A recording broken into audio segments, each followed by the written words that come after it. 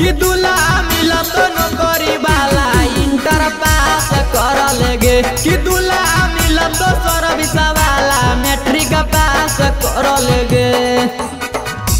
दिन यौरी बरदास कर लेगे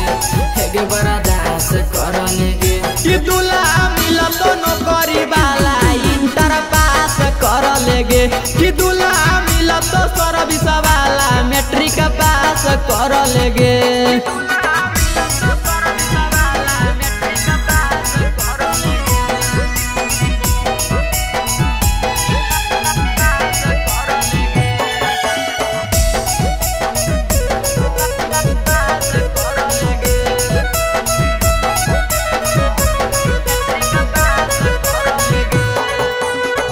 चेहरा बदल जैतो खिल जैतो सुरतिया बड़े बड़े लोग जैसन साफ रहत बतिया हे गे चेहरा बदल जैतो खिल जैतो सुरतिया बड़े बड़े लोग जैसन साफ रहत बतिया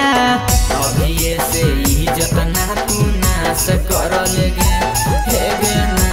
कर लेगे कि दूल्हा मिलत नौकरी वाला इंटर पास कर लेगे कि दूल्हा मिलत सर्विस वाला मैट्रिक पास कर लेगे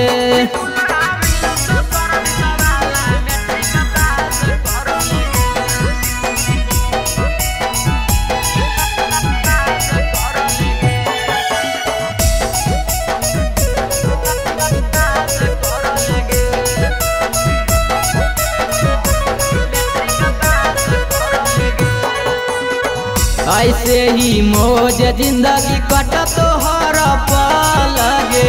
पलंग पर बिछल रात से जमाला लगे हे गे ऐसे ही मौज जिंदगी कट तो हर पल लगे पलंग पर बिछल रात से जमाला लगे राहुल संजय के बतिया खास कर लेगे हेगे खास कर लेगे कि दूल्हा मिलत यार के जैसन इंटर पास कर लेगे कि दूल्हा मिलत सर्विस वाला मैट्रिक पास कर लेगे Presented by Nibha Music Jamui।